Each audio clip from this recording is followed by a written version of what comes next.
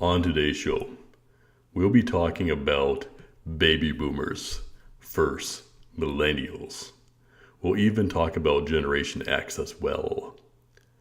The goal of this video is not to slander any one generation, but to actually give constructive feedback and discussion of relative facts. But let us look at the timeline we are dealing with. First, we have the baby boomers. By some scales, they start from 1946 to 1964. Afterwards, we have Generation X from 1961 to 1980. And finally, we have the Millennials from 1980 to year 2000. Let us talk about this subject and what generation has contributed the most to civilization. I have heard baby boomers claim that they have done more to advance civilization through society and technology. Is this a true statement? I think not. I believe, in comparison to the World War II generation, it is found wanting in comparison to the World War II generation. I personally believe the baby boomers enjoyed the benefits of what the World War II generation was able to accomplish. And I feel that many baby boomers wrongfully take credit for what the World War II generation accomplished. Let me give you some examples. Let's take the jet engine.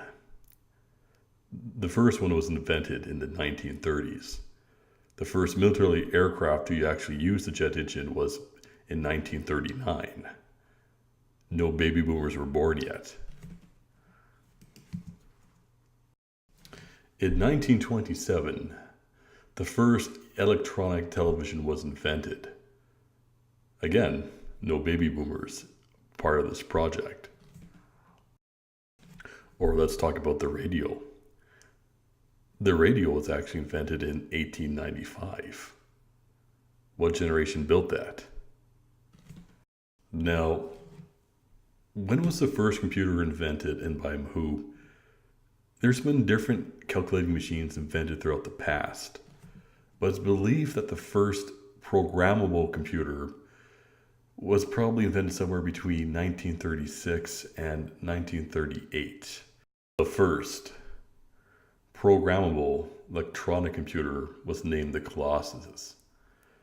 That was invented in 1943. Now, the first computer to ever actually have built-in RAM was named the Whirlwind machine. That was invented in 1955. What generation developed that?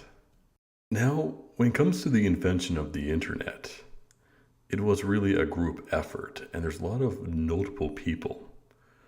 And actually one person building on the invention of another person and one person's research building on another. But if you look at the two founding fathers of the internet, or who people often consider the founding fathers of the internet, one, Robert, was actually born in December 23rd, 1938. And I can't even pronounce his name, was born in July 23rd, 1943. These two individuals invented the internet. Thought there was very notable other people that came after them who were baby boomers, but the actual beginning of the internet was not invented by baby boomers. Thought they would later play a very large role. Thought in the 1990s, there was a baby boomer by the name of Tim who made a huge contribution to how we use the net. For he invented the HTML. Being born in June 8, 1955, London, England, this baby boomer really expanded the internet. But to say it was the baby boomers who started the internet, that is not correct. It was either the World War II generation or individuals between the World War II and the baby boomers that really started this technological revolution that we enjoy today. There are other notable baby boomers. The Woz. Steve Wozniak, born in 1950, hence he would be a baby boomer. Steve Jobs, born in 1955. Bill Gates, born on October 28, 1955, another baby boomer. Yes, these individuals undoubtedly have added lots to the technological revolution. But to credit the baby boomers for starting the technological revolution, when it's so clear that the World War II generation and the in-between generation before the boomers, they really started this amazing computer revolution. I'm not bashing baby boomers, but I do get a bit upset when some baby boomers take credit for these inventions that they enjoyed the benefits from, but others and other generations developed for them. That would be like me saying, yeah, I was born in the early 80s, but I was a part of the engineering team that built the Eiffel Tower, and I used to go for drinks and hang out with Tesla, and the 300 Spartans were a part of my football team. It's taking credit for another generation's success. I don't believe that's right. It's comical, in fact. And I often hear baby boomers take pride in the great events that happened in the 60s. Remember, baby boomers were born between 1946 and 1964. So these great events, these great developments were from the older generation from them. Let's talk about the Apollo 11 mission. When Neil Armstrong landed on the moon, that was on July 16th, 1969. Remember, the baby boomers would have only started going into the workforce in mass in the 1970s. But look at Neil Armstrong. Neil Armstrong was born on August 5th, 1930. He was not a baby boomer. So for a baby boomer to take credit for what he accomplished, no, if your grandfather was a war hero, that doesn't make you a war hero. If your great-great-great-grandfather was a famous composer or a scientist, that doesn't make you a great scientist or composer. Or let's talk about the person who wrote the software for the Apollo mission, Margaret Hamilton. This woman was born in August 17, 1936. Again, not a baby boomer.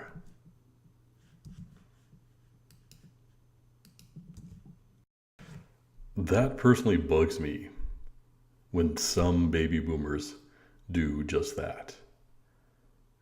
It really does bug me a lot. Now let's talk about the arts. Here again, I think baby boomers take a lot of credit where it's not really due.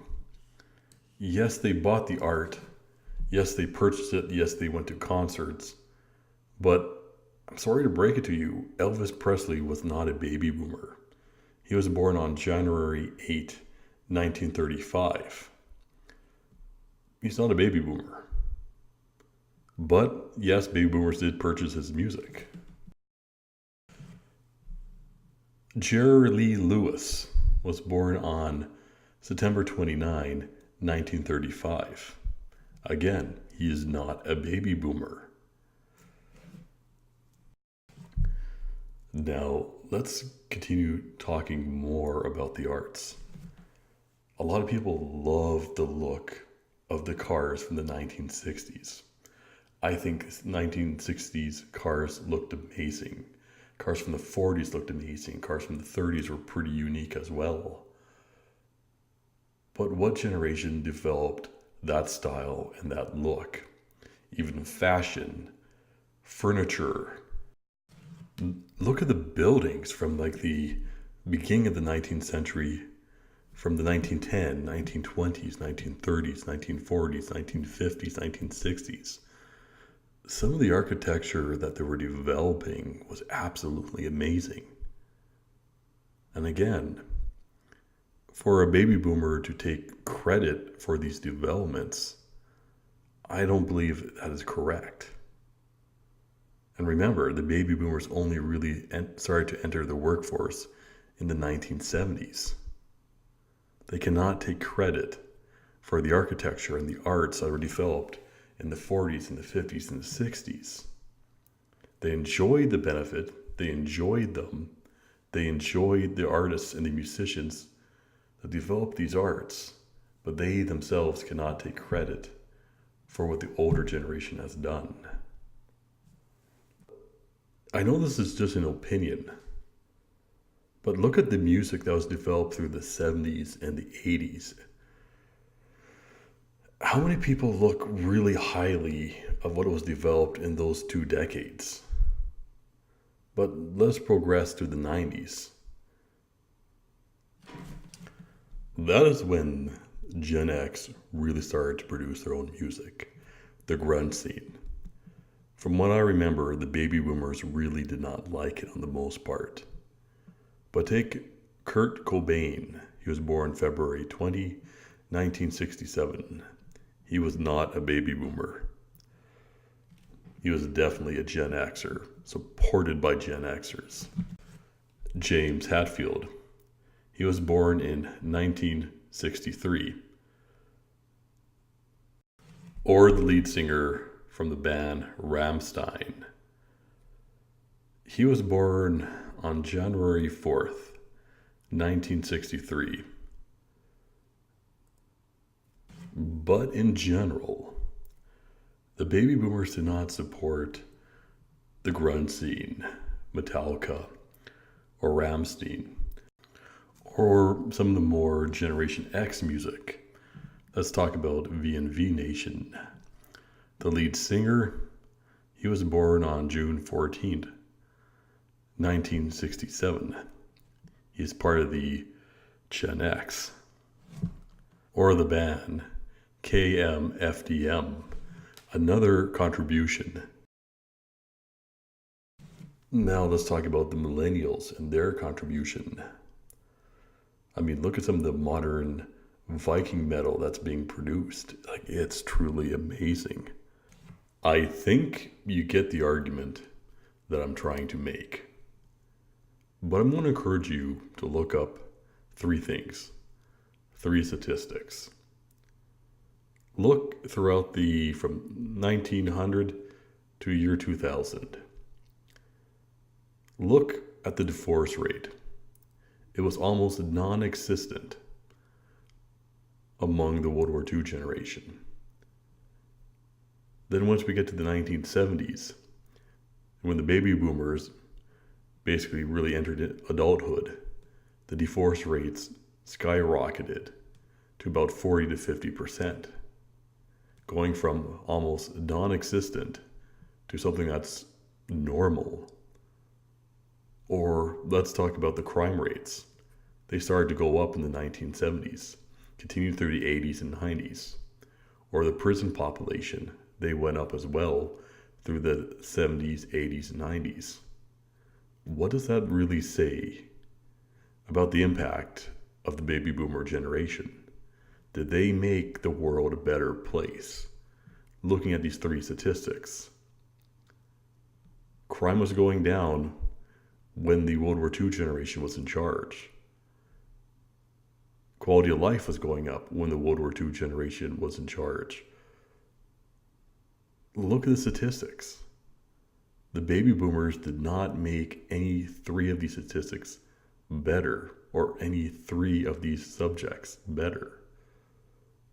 What argument can really be made for that? Remember, the baby boomers were very much in charge throughout the 70s, the 80s, and the 90s, and early 2000. What does that say? Look at their impact. Was it a positive impact or a negative impact? Or let's look at what the baby boomers did with their theology. I mean, the World War II generation put a strong emphasis in belonging to a religious community. If you belong to a religious community, you work with that community. You donate your time to that community. You donate your energy, your money to that community. You build that community. But the baby boomers, especially the hippie movement, brought in all this Eastern mysticism, where you do a little bit of meditation, got this crystal thing happening, you're reading whatever's new and popular. So you kind of a hobby spirituality versus a deep faith. To me, that seems very, very superficial. The World War II generation, they built communities that had depth, stability. The baby boomers went away from that. And we see the effects it has in our society today. I mean, just ask the typical young person some very basic theological questions of their background, and most of them will be found wanting, with severe lack of knowledge. It's very, very sad.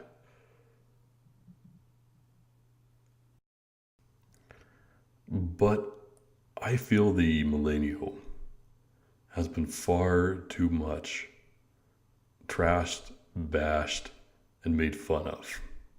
I think it's unbecoming. I think it's cruel. And it really, really needs to stop. Yes, I've come across millennials who are extremely poorly educated, both academically, socially, even in just basic life skills. Let me ask you this question. Whose job is it to teach the younger generation? Really, whose job is it to teach the younger generation? What has been the system that's been used for thousands of years and in recorded human history? Who have taught the younger generation life skills, academic skills?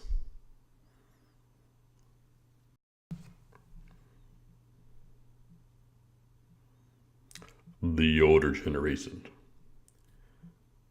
If you complain that the millennial education or even their ability to interact socially is lacking, whose responsibility is it? It is the older generation's job to educate the younger generation. How do so many people have such a hard time trying to understand this? Is beyond me. Is it not self-evident in nature? Do not most mammals teach their offspring how to be a part of the pack, how to be a part of the herd, how to survive? This is self-evident in nature. So when the humans complain about the education or the state of the education of the younger generation, whose responsibility is it? You point your finger and bash the younger generation's education. If you don't like it, the older generation should have done their job better. I mean, how narcissistic do you have to be to not understand this, to not realize this? The, it is the older generation's responsibility to teach the younger generation. Or let's talk about job hogging.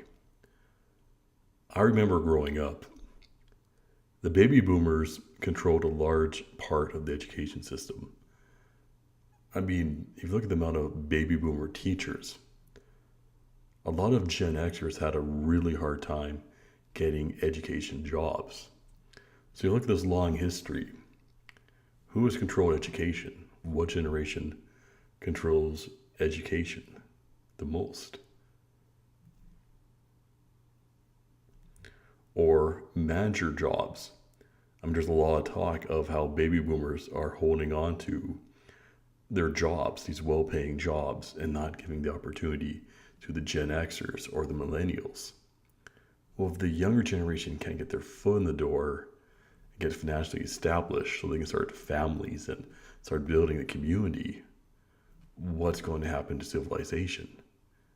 Look at how many millennials are unemployed or underemployed who cannot sustain or support themselves. Ask yourself,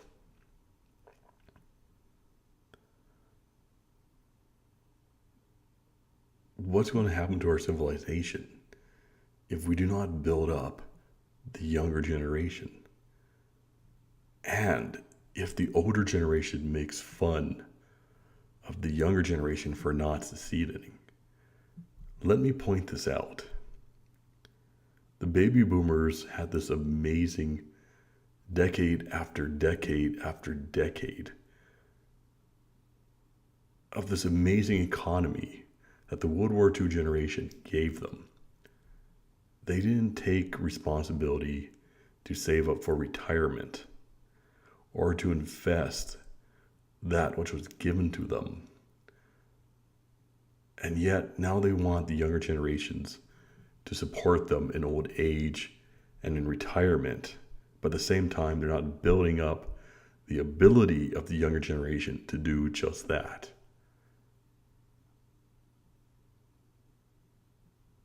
So when I hear an older person make fun of somebody of the younger generations, where is your logic? Where is the logic in that?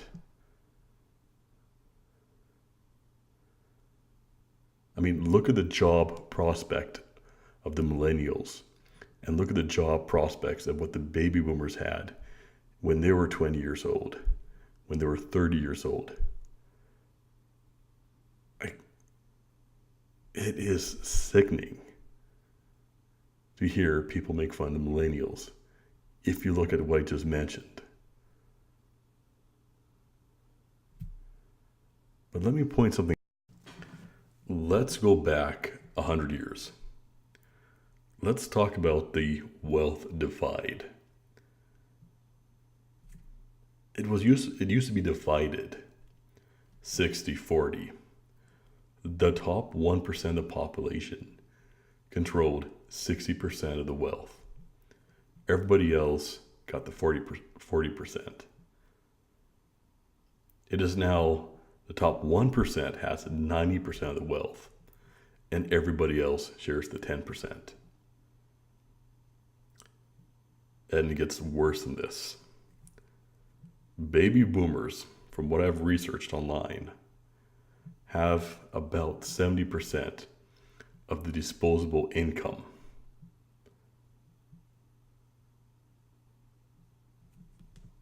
The older generation gave the baby boomers an economy where they could gain access to 40% of the wealth of the nation. But that has shrunk down to 10%. And of that 10%, 70% of the disposable income still belong to the baby boomers. How can the Gen X, and especially the millennials, get ahead in life when so much has been taken away, so much has been removed, and even the Even if you go back to when the top 1% had 60% of the wealth, if you were the top 1%, if you wanted more wealth, you had to build factories, build railroad, build roads, bridges, do big projects. Now, so much of the top 1% wealth is in the stock exchange and it's totally removed from the economy. Or before, the top 1% of wealth, even if they did a project that failed, that would still employ people and that would still generate and help stimulate the economy. But now all of this wealth is in the stock exchange, out of the reach of the younger generation. With these basic facts mentioned, how can you expect the millennials to even afford to move out or even afford their own homes? How can this be a possibility? I mean, just let that sink in. We went from 60-40 to 90-10. Then 70% of the disposable income belongs to the baby boomers.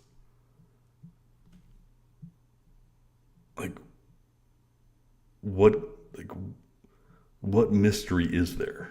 What confusion is there? Is this not self-evident?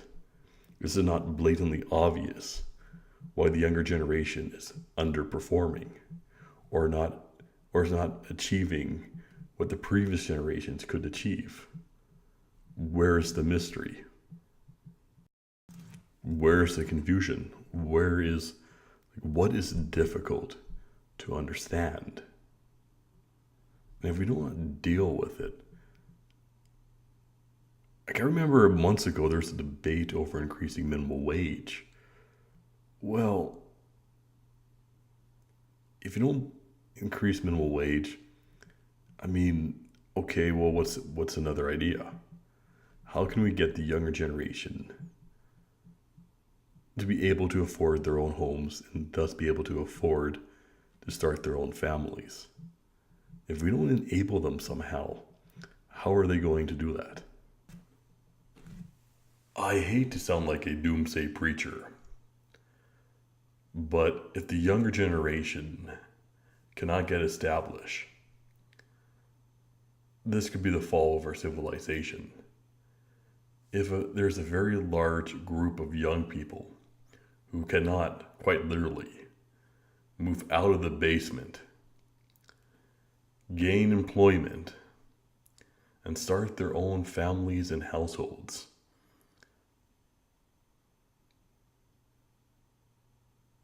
what will happen to our civilization? If this economic disparity continues the way it has, how can the average person truly function? Or better question, what worth or what value can large groups of people who are unemployed for very large stretches of their young lives? Just think that what will happen to our nation if this continues. But I had a very interesting conversation with a millennial couple. And I asked about some of their reckless behavior and lack of energy. I remember I was at a concert and individuals I know who are in their mid to late 30s and 40s, they seem to have more energy than many of these 20-year-olds. But I kept on talking to this couple who are probably in their early to mid 20s. And they said because of their constant stress and lack of motivation, that really lends to self-destructive behavior. I mean, year after year, they're accumulating more debt with no real hope of ever really paying it off. They're relied to by the education system in getting these worthless degrees. What is their motivation to work hard? Also, look at our tax system. If you work excess number of hours or get a raise, you can go up a tax bracket and end up making less than you did the previous paycheck. So why would a person work excessively hard if their next paycheck will actually be less? What is the motivation? And I think also the surplus of entertainment might be playing a factor as well. If you think back to the old days where there's only 12 channels and they were in black and white, that would almost force you through sheer boredom to find a job, even if it was just digging ditches, just so you can get out of the house. But now if you're unemployed, I mean, you have the internet, you have Netflix, you have the YouTube, you have all this entertainment. So being at home unemployed, I mean, you still have pretty good entertainment, especially these modern video games with these elaborate storylines and plots and amazing graphics to occupy your time. Why exert yourself if the reward for working hard isn't really there for most of the younger generation? I mean, that would easily probably explains why so many of them are constantly on their phones or playing their video games. I mean, what's the reward for them to work hard if they're going to pay more tax, and if they get more degrees that may not be rewarded? That's more debt they have to pay off. So you can see why so many of the younger generation simply drops out or just simply does the bare minimum. What is their motivation to work hard? And a lot of modern companies, they're not hiring long-term employees, but rather short-term. I mean, that way they can get around paying pension. So a young person knows they're not going to get a long-term job on the most part. So what's their motivation for them to work really hard and stay loyal to a company that's not necessarily loyal to them? You're here for a job, then you're going to be discarded when that job is done. You're going to work hard for this company, then that company, and that company. You're not going to get the pension, and you're not going to get the promotions. So what's their motivation to work hard and stay loyal? What is their motivation? So I don't think there's a mystery why so many millennials are underperforming. So when I hear people making fun of millennials, I just have to ask the question, what do you want them to do? Explain, how can they do it? Really, what do you want them to do instead? But enough of this. Let's talk about some of the positive things the younger millennials are doing in comparison to the other generations. Have you heard about these anti-bullying squads? Not everybody has the strength, not every kid has the strength to stand up to a bully. So these millennials have took it upon themselves to form anti-bullying squads. They look after the weak kid who cannot defend themselves. What previous generation did that? Does that not show the empathic nature of some of these millennials? Now, let's compare that to some baby boomers. Let's talk about Woodstock. Not every baby boomer was a hippie. Not every baby boomer went to Woodstock. But a very large number of these baby boomers thought that they were literally going to change the world, that Woodstock was a world-changing event. How does taking drugs, getting high on LSD, mushrooms, acid, how does getting high make life better for somebody else? Can someone explain this logic to me? I don't get it. I think I'm going to end this video with far more respect for the World War II generation. Like I said in the beginning of the video, I'm not here to slander any one generation. I'm not here to make fun or slander anybody. But I think we need to take a really sober look at history and what each generation has done and what are we doing today. We owe it to ourselves and we owe it to the future generations to improve our world and to make our world a better place.